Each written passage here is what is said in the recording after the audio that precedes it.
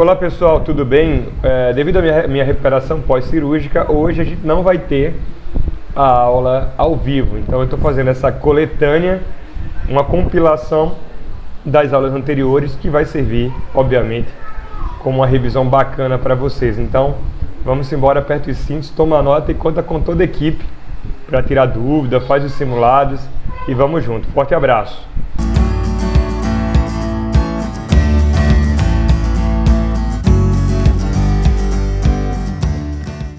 Imperialismo traz a ideia de expansão, domínio, conquista, tá? E existem vários tipos de imperialismos, tá?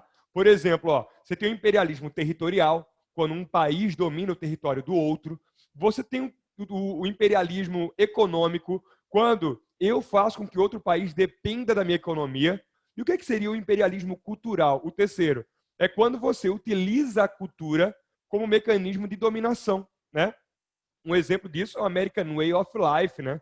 A partir ali da década de 20, a cultura dos Estados Unidos acabou contagiando o mundo inteiro.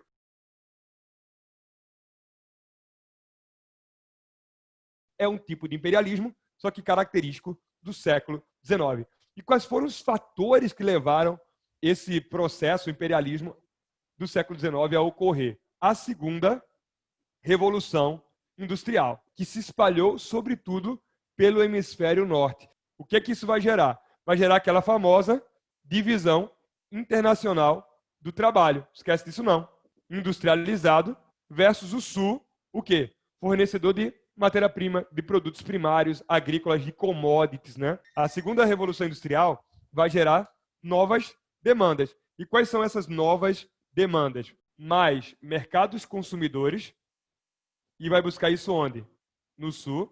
Matéria-prima, eles precisam também de mais força de trabalho.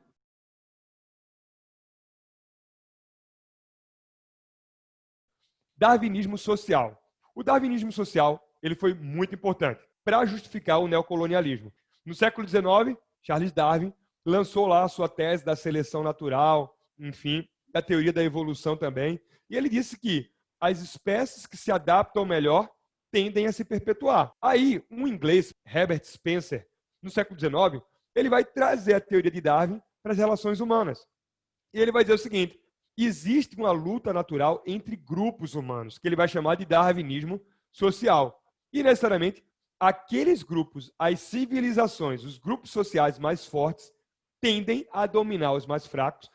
Além do darwinismo social, também surgiu nessa época a eugenia. Eugenia vem aí de eugenia, bom gênio, ou seja, é uma tática, uma prática, né, que Francis Galton, que era primo de Darwin, acreditou que, devido a toda essa ideia de superioridade racial, que o Estado devia empreender esse tipo de eugenia, ou seja, limpar etnicamente um povo, ou seja, criar uma sociedade onde só havia o bom gene, né, o gene superior. E que gene era esse?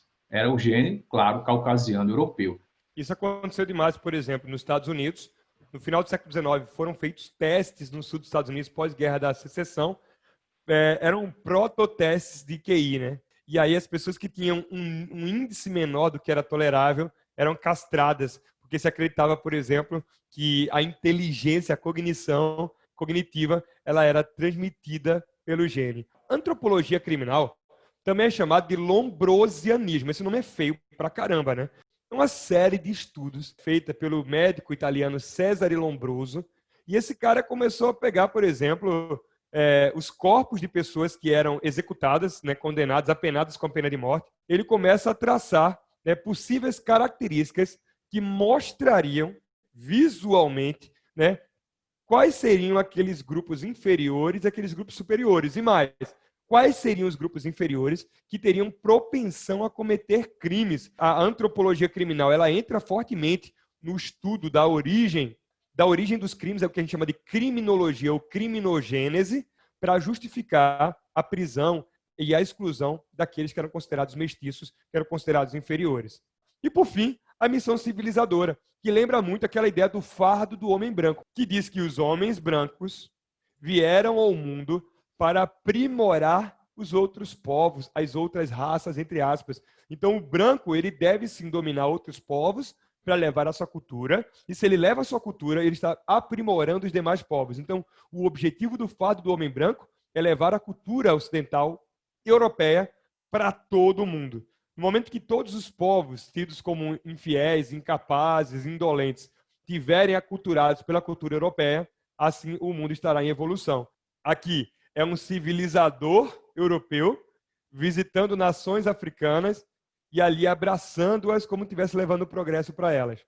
Lembrando que, na visão sociológica, cada povo tem seu próprio grau de evolução. Não existe comparativo entre culturas, existem culturas diferentes. Você pode analisar as diferenças culturais, mas no momento que você estabelece uma cultura como régua para avaliar outras, você está cometendo o que se chama de etnocentrismo. E aqui, uma cabeça do Museu de Lombroso, que existe na Itália ainda hoje, são centenas de cabeças. Ele pegou essas cabeças e começou a analisar os perfis dos rostos, dos crânios, para poder chegar a um tipo criminoso.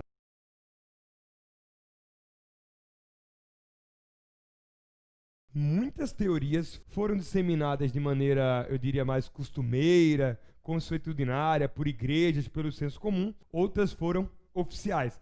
E quais são elas? Primeiro, a teoria do destino manifesto. Daí vem o conceito da predestinação. Os Estados Unidos da América foram escolhidos por Deus para conquistar todas as terras que ligavam o Oceano Atlântico ao Oceano Pacífico. Olha esse quadro que representa muito bem essa tese aí do destino manifesto. A Colômbia, ela sobrevoa o território partindo das 13 colônias em direção ao oeste. Perceba que ela está justamente do leste para o oeste. Atrás dela, perceba que tudo vai ganhando um tom mais claro, ela vai trazendo a luz. E à frente dela, ela vai enfrentando o quê? Um tom mais escuro, a escuridão. Perceba também que esse quadro faz uma divisão muito clara da colonização dos Estados Unidos. O norte, perceba a divisão aqui, ao norte você encontra justamente o quê? Locomotivas, postes com fios para telégrafos, comunicação. É a segunda revolução industrial acontecendo ao norte. E ao sul, uma população mais voltada para o campo, né? Os camponeses também migrando e abrindo estradas, abrindo espaços para poder produzir, né? Então, observa aqui na frente da Colômbia, né? Os índios fugindo, os animais selvagens, todos associados à ideia da escuridão. Eles estão dentro da parte mais escura do quadro e estão sendo afugentados pela luz, pelos valores, né, enfim, dessa nova sociedade. E no braço dela aqui, ó, percebe? No braço dela tem tipo um caderno escolar, representando a educação do homem branco, a educação desse estadunidense que vai levando seus valores por uma missão divina. A segunda teoria foi a doutrina Monroe, né, que tem várias pronúncias. Ela, foi criada em 1823 pelo então presidente do país, James Monroe. Ela acontece no contexto de crise do sistema colonial. Diversas colônias na América estavam iniciando o seu processo de emancipação. O Brasil ficou independente um ano antes, em 1822. Então, a doutrina Monroe é basicamente o posicionamento dos Estados Unidos em favor de todas as colônias da América que se tornassem independentes, que rompessem seus laços com suas antigas metrópoles. Estimular a independência das colônias significava estimular o surgimento de novos parceiros políticos e parceiros econômicos. Então, além de apoiar as independências, eu também evito a presença europeia. E aí o presidente James Monroe vai simbolizar a sua posição, a sua tese diplomática com a frase América para os americanos. Observe esse slide, aqui a foto do presidente James Monroe e essa charge que mostra claramente a doutrina que ele criou. De um lado, o tio Sam com uma arma, o tio Sam que era o símbolo dos Estados Unidos. Atrás dele, povos pequenininhos, frágeis, né, os povos da América Latina se protegendo, né, atrás do gigante Estados Unidos, tio Sam, uma placa do lado dizendo não ultrapasse, América para os americanos. Entre a América e a Europa, um córrego, e do outro lado do Atlântico, os europeus, né? John Bull, que é esse burguês de cartola, que é um mascote da Inglaterra, e atrás dele as nobrezas europeias. Então, assim, a Europa olhando assustada e os Estados Unidos, o tio Sam valente, dizendo: não passem, não venham para cá, que eu vou proteger, entre aspas, os povos indefesos, ou seja, as novas repúblicas que estão surgindo agora. Em 1845, surgiu a terceira teoria. Qualquer território da América, vizinho aos Estados Unidos, que queira fazer parte dos Estados Unidos voluntariamente, este será aceito por nós. Tivemos dois casos, claro, que com muitas particularidades, mas, por exemplo, o Havaí no século XIX, que inicialmente era uma monarquia, tá? Chegou a assinar uma série de acordos de cooperação econômica, comercial com os Estados Unidos, depois permitiu a imigração de vários fazendeiros estadunidenses que produziam, né, e exportavam para os Estados Unidos, e aí em seguida o Havaí sofreu um golpe, né, liderado por esses fazendeiros estadunidenses. A monarquia havaiana foi derrubada, os caras proclamaram a República do Havaí, depois pediram anexaram o Havaí aos Estados Unidos. A mesma coisa foi o Texas. O Texas foi um estado mexicano rebelde que rompeu com o México, né, e esse rompimento teve uma grande participação de fazendeiros também norte-americanos, e depois de independente República Texana, o Texas pede para fazer parte também dos Estados Unidos. Então, são dois exemplos bem clássicos, melhor dizendo, né, que representam como os Estados Unidos também recebeu territórios de maneira voluntária, claro que com a presença dos seus cidadãos lá, forçando esses movimentos. Por fim, na transição do século XIX para o século XX, o Big Stick era a nova postura dos Estados Unidos com relação aos países, sobretudo da América Central e América do Sul. Os Estados Unidos como a polícia agora da América. Nós agora temos o poder de polícia, o poder de invadir, o poder de prender, o poder de interferir, sobretudo para fazer com que os países da América se mantenham aliados aos seus interesses. Quem não estiver do nosso lado sofrerá, né, com o Big Stick, com a nossa opressão.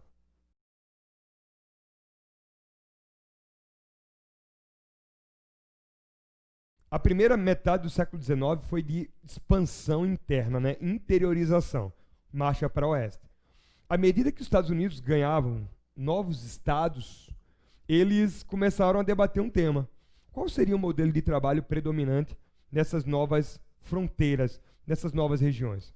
Alguns grupos do norte começam a defender o trabalho assalariado, tendo em vista que, com mais gente recebendo salário, haveria mais mercado consumidor e a economia interna poderia crescer bastante. O país poderia rumar por uma futura industrialização. É bom lembrar que se vivia nessa época a segunda revolução industrial. Por um outro lado, grupos do sul, mais tradicionais, envolvidos com plantation, eles defendiam a escravidão. Como a gente já estudou, foi justamente ali a partir de 1840 que o movimento abolicionista começou a ganhar espaço. E aqui nesse slide vocês podem perceber alguns jornais, né? Aliás, o exemplo de um panfleto de um jornal já abolicionista, anti-escravista, que denunciava com essa imagem, por exemplo, a crueldade desse sistema, né? Desumano, enfim, escravocrata. Em 1860, as eleições nos Estados Unidos tiveram como grande tema a abolição da escravatura, né? Foi talvez o tema mais debatido desse ano. O Abraham Lincoln, ele era um representante do Partido Republicano. Já do outro lado, John Breckinridge, ele representava os democratas. Uma eleição muito conturbada que dividiu o país, né, literalmente, entre norte e sul, entre abolicionistas e escravistas, mas que acabou com a vitória de Abraham Lincoln. A vitória de Abraham Lincoln, ela não contribuiu para atenuar ou aliviar as tensões no país. Muitos partidários do Partido Democrata não aceitaram a vitória, não aceitaram o resultado das urnas. Alguns estados do Sul se juntaram e, não aceitando a vitória do Norte de Abraham Lincoln, resolveram decretar a independência. Estados confederados, proclamados em 1861, como nação independente, mas ao mesmo tempo ilegal. De acordo com a Constituição dos Estados Unidos, nenhum Estado poderia decretar a sua própria independência, a sua separação. E aí começa a conhecida Guerra Civil norte-americana, estadunidense, ou também conhecida como Guerra da Secessão. Secessão que significa separação. A guerra entre Norte e Sul. Conflito que durou aproximadamente 5 anos e dizimou quase 1 milhão de pessoas.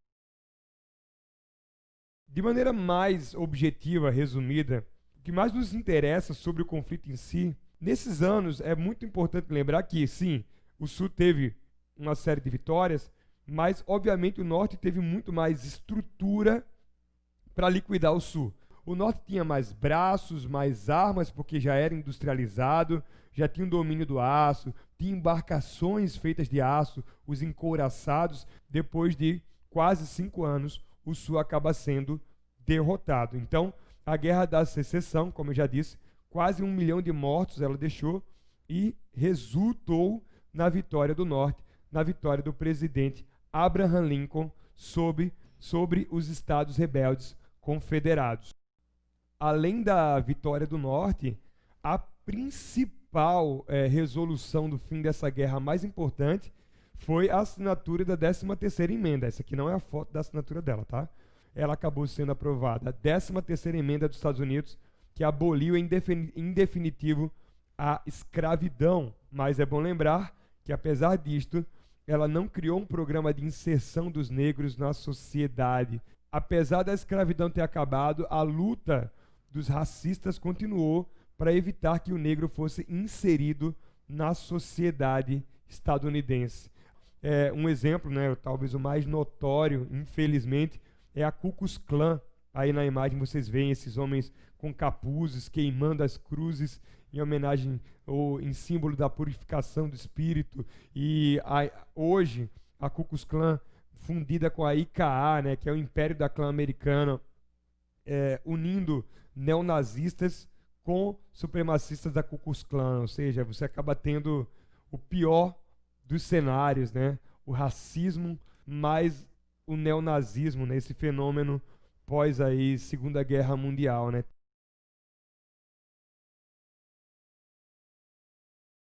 Em 1963, o vice-presidente, então presidente, na verdade, né, foi eleito vice, mas tinha assumido a presidência devido à morte de John Kennedy, presidente que foi assassinado. Lyndon Johnson, ele assinou uma carta, um conjunto de leis que garantia a isonomia, a igualdade racial dentro dos Estados Unidos. Então, o Movimento por Direitos Civis consegue, como lei federal, a igualdade racial, que a gente sabe que ainda não é de fato, mas é de direito. Em muitas regiões dos Estados Unidos, a desigualdade racial ainda é brutal, o racismo estrutural ainda existe. O caso de George Floyd é um novo exemplo aí, infeliz, né, infelizmente, mas a lei, a partir da lei de 63, passa a considerar todos iguais, e foi uma grande conquista desse movimento.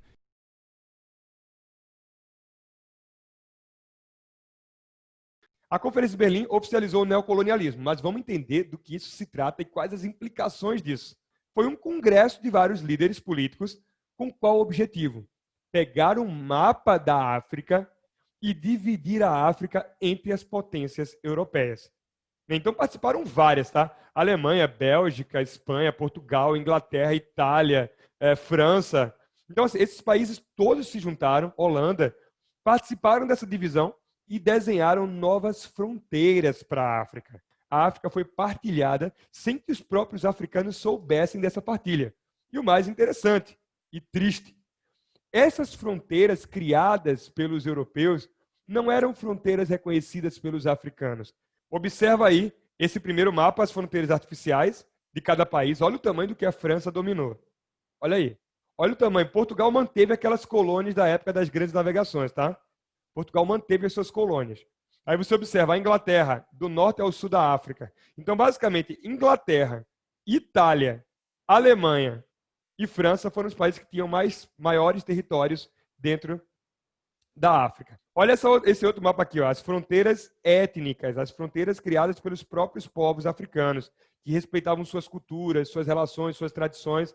Então, perceba que nos territórios vocês colocaram vários povinhos diferentes. Isso vai dar o quê? Guerra, né? Um exemplo clássico disso é a guerra civil que aconteceu no início da década de 90, ali em 94, em Ruanda, entre dois povos, né? Os Tutsis e os Hutus, né?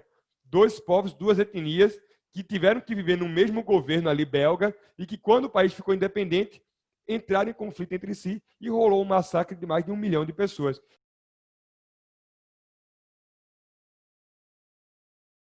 No caso da China, dois conflitos se destacaram. Primeiro, a Guerra do Ópio. Segundo, a Guerra dos Boxers. Nessa época, a China era governada por uma dinastia chamada de dinastia Qing. Coloque aí, dinastia Qing. A China sofreu muito, mas muito mesmo, com o neocolonialismo. Foi invadida por diversas potências europeias. Ela foi toda retaliada, porque o território era muito grande. Inclusive, foi um neocolonialismo que, de alguma maneira, acabou provocando a queda dessa dinastia secular Qing. Tá? Mas a gente vai ver um pouquinho depois isso, quando a gente falar de Revolução Chinesa, ali no período da Segunda Guerra Mundial. Então, a Inglaterra começou a tomar faixas de terra. Ela vai lucrar muito com a venda de chá chinês, por exemplo, chá que era considerado curativo para problemas nos rins, porcelana chinesa, a seda chinesa. E, além desses produtos, a Inglaterra também vai comercializar bastante lá o ópio. O ópio, ele era muito consumido, por exemplo, em campos de batalha. E como nessa época já havia muitas guerras no hemisfério sul, os soldados consumiam muito ópio, às vezes como anestesia. E é uma droga extremamente destrutiva, tá? Com um poder de vício gigantesco. Isso é a imagem finalzinho do século XIX, início do século XX. Pessoas viciadas em ópio. Ou seja, a Inglaterra começa a destruir parte da população chinesa, né? Inclusive a população economicamente ativa. Além de uma questão de saúde, era uma questão econômica. Naquela época, a China era governada pela dinastia Qing e começa um conflito que durou 3 anos, também uma carnificina, e que no final acabou resultando na vitória da Inglaterra. Então, em suma, a Inglaterra venceu a Guerra dos Boeres, na África do Sul, a Inglaterra venceu a Guerra dos Cipaios, na Índia, e a Inglaterra venceu a Guerra do Ópio, na China. E aí, qual é a principal consequência dessa Guerra do Ópio? A Guerra do Ópio, ela vai culminar na assinatura de 2 tratados principais. Tá? Primeiro, o que nós chamamos de Tratado de Nanquim. O que é o Tratado de Nanquim? Foi um acordo que deu vitória para a Inglaterra. Tratado de Nanquim. A Inglaterra vence. E a China entrega para a Inglaterra um porto. Na verdade, foram alguns portos, mas um principal, que foi o porto de Hong Kong. O porto de Hong Kong foi entregue à Inglaterra e, curiosamente, Hong Kong se tornou uma colônia inglesa até, deixa eu colocar aqui no chat, 1997. Depois, o Tratado de Tietzin. O que foi o Tratado de Tietzin? Anota aí também. O Tratado de Tietzin permitiu a venda do ópio em algumas regiões. Vê, a Inglaterra ganhou o direito de levar ópio para a China e também enviar missionários religiosos para pregar o cristianismo. Recentemente, ano passado, esse ano, milhares de jovens de Hong Kong saindo às ruas para protestar, porque vocês estão ligados que Hong Kong ainda hoje é considerado um território chinês pela China, aí por boa parte da comunidade internacional. Só que Hong Kong é capitalista, então a população de Hong Kong quer a autonomia da China, a China não permite, e a gente tem aí já um bom tempo de conflitos dessas regiões aí por independência, tá? É um assunto contemporâneo que tem relação com a Guerra do Ópio. Nós temos também um destaque para a Guerra dos Boxers. Primeira coisa, quando você escuta falar Guerra dos Boxers, o que significa boxer? Boxer, lutador. Só que esse conceito boxer era um conceito preconceituoso. Era um preconceito da Inglaterra. A Inglaterra dizia, tudo que é arte marcial é boxe. Era o que a Inglaterra chamava, mas na verdade era o que os chineses chamavam de Suai Jiao. Suai Jiao, o boxe chinês, que tem alguns traços do Kung Fu. Havia um grupo na China chamado de Punhos da Justiça, esses caras aqui, ó. E eles se juntaram para expulsar os ingleses. eles eram nacionalistas. Coloca aí, os boxers, né, os punhos da justiça, eles eram nacionalistas. Então, eles temiam a ocidentalização da China. Eles temiam que a cultura inglesa, que a cultura europeia acabasse destruindo a cultura tradicional chinesa. Então, eles se vestiam com essas roupas, eles iam lá, cortavam a cabeça do inglês, atentavam, tocavam fogo, né, enfim, faziam atentados. A Inglaterra enviou suas tropas, mais uma vez, e reprimiu vários boxers, por exemplo, em Pequim, e aí acabou com esse movimento aí, com esse grupo secreto aí, né, paramilitar chinês. A Inglaterra vence mais uma vez a Guerra dos Boxers, e aqui jamais imaginariam os boxers que hoje a China, por exemplo, tivesse tanta influência ocidental, né?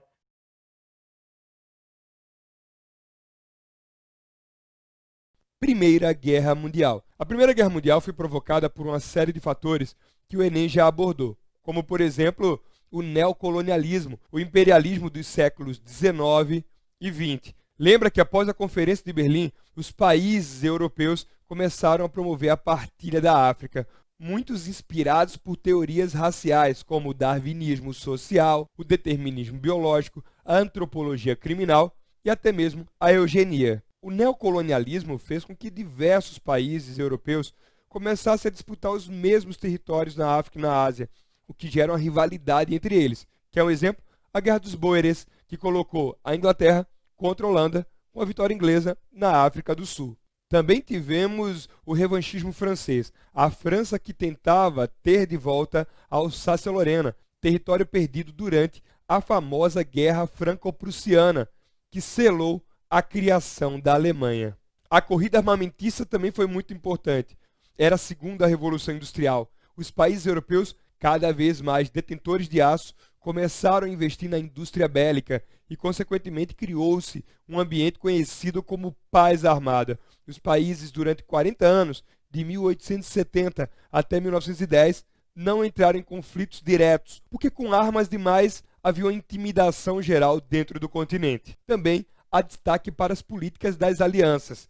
Tríplice aliança de um lado, tríplice entente do outro. Alemanha, Itália e Áustria-Hungria na tríplice aliança, França, Inglaterra e Rússia na tríplice entente. Vale lembrar que durante o conflito, França, Inglaterra e Rússia receberam apoios de países como dos Estados Unidos e também do Brasil. Também não esqueça dos nacionalismos, de um lado o pan-germanismo, a defesa da expansão do território onde existissem pessoas falando o idioma alemão e de origem ariana, e do outro lado o pan-eslavismo, defendido pela Rússia, a tese de que também a Rússia poderia fazer uma expansão onde existissem pessoas eslavas. A guerra, como você bem sabe, teve um estopim, a morte do arquiduque Francisco Ferdinando, príncipe da Áustria-Hungria. Áustria e Rússia entraram em conflito em 1914, o que trouxe a Tríplice Aliança, a Áustria-Hungria e seus aliados, versus a Tríplice Entente, Rússia e seus aliados. Foram quase 5 anos de conflito e quase 10 milhões de pessoas mortas. O principal ano é o de 1917. A Alemanha vencia uma série de conflitos, mas percebeu que tinha um novo inimigo, os Estados Unidos, que financiavam a Tríplice Entente. Sendo assim, a Alemanha bombardeou navios norte-americanos e os Estados Unidos declararam guerra à Tríplice Aliança. Lembra que o Brasil entrou na guerra junto com os Estados Unidos. O Brasil governado pelo presidente Venceslau Braz, que nessa época vivia a República Velha e uma espécie de surto industrial provocado pela política de substituição das importações. Em 17 também se destaca a saída da Rússia, que passava pela famosa Revolução Bolchevique.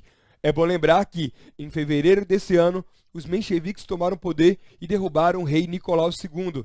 Em outubro, os bolcheviques chegaram ao poder, derrubando os mencheviques e implantaram dentro daquele país um sistema socialista. No final do conflito, os vencedores foram da Tríplice Entente, já sem a Rússia. A Alemanha, por sua vez, saiu arruinada e foi punida pelo Tratado de Versalhes. Na década de 20, os Estados Unidos tornou-se a maior potência do mundo, criando inclusive um novo estilo de vida, o American Way of Life.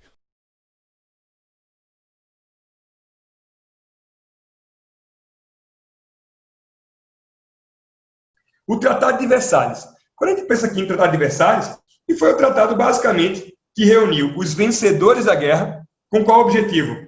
Punir a Alemanha. A Alemanha foi considerada, nesse tratado, a culpada pela Primeira Guerra Mundial. A Alemanha foi considerada culpada, tá? E por ser que tá horrível, hein? E por ser considerada culpada, recebeu sanções, punições pesadíssimas. A Alemanha perdeu todas as suas colônias. Coloca aí. A Alemanha perdeu todas as suas colônias. A Alemanha teve que pagar indenizações aos países que participaram da guerra. Isso é muito importante dizer também. Próximo passo. Além disso, a Alemanha teria um exército limitado, ou seja, o exército alemão foi reduzido e a Alemanha teve que entregar também todas as suas armas de destruição, ou seja, armas de grande impacto na guerra foram entregues aos seus inimigos. Vê só, outra coisa foi a Liga das Nações. A Liga das Nações era um organismo que reuniria os países que venceram a guerra para evitar uma nova guerra mundial. Eu pergunto, a Liga das Nações teve sucesso? Não, porque logo depois dela, 2 décadas depois, exatamente 2 décadas depois, em 39, vai começar a Segunda Guerra Mundial. E aí é bom dizer para vocês o seguinte, a Liga das Nações, ela é o embriãozinho do que viria a ser a ONU. Coloca aí. Bom, o Acordo de Brest-Litovsk foi um acordo que puniu a Rússia. Coloca aí. Punição para a Rússia. Lembra que a Rússia saiu da guerra, a Rússia se rendeu. O novo governo russo, o governo soviético, o governo socialista, rendeu a Rússia. E a Rússia vai pagar punições caríssimas. A Rússia vai perder parte do seu território. Olha esse slide aqui, ó. Tá vendo esse slide? Essa região todinha aqui, que a Rússia tinha no leste europeu, que são os países hoje, Ucrânia, né, Lituânia, Estônia, tudo isso foi tirado da Rússia. O acordo de Sykes-Picot, o último, foi um acordo também muito polêmico. O acordo de Sykes-Picot, ele puniu principalmente um império chamado Império Turco-Otomano. É bom lembrar que os turco-otomanos estavam envolvidos com a questão balcânica, apoiaram a Alemanha, apoiaram a Áustria na construção da ferrovia Berlim-Bagdá. Quando terminou a guerra, o Império Turco foi invadido pela Inglaterra e pela França, foi derrotado e foi punido. O território turco-otomano passa a ser dividido entre França e Inglaterra. Coloca aí, esse último detalhe é fundamental para você entender o século XX, o Estado Islâmico e tudo mais, tá? Então, foi dividido em zonas de influência lideradas pela França e Inglaterra. O Império foi dividido, toda essa região foi dividida em zonas de influência. Então, por exemplo, essa parte aqui, ao sul, ficou sob a influência da Inglaterra, petróleo, viu? Petróleo. E toda essa parte aqui, ao norte, que eu vou pintar aqui de amarelo, essa parte ao norte, ficou sob influência da França.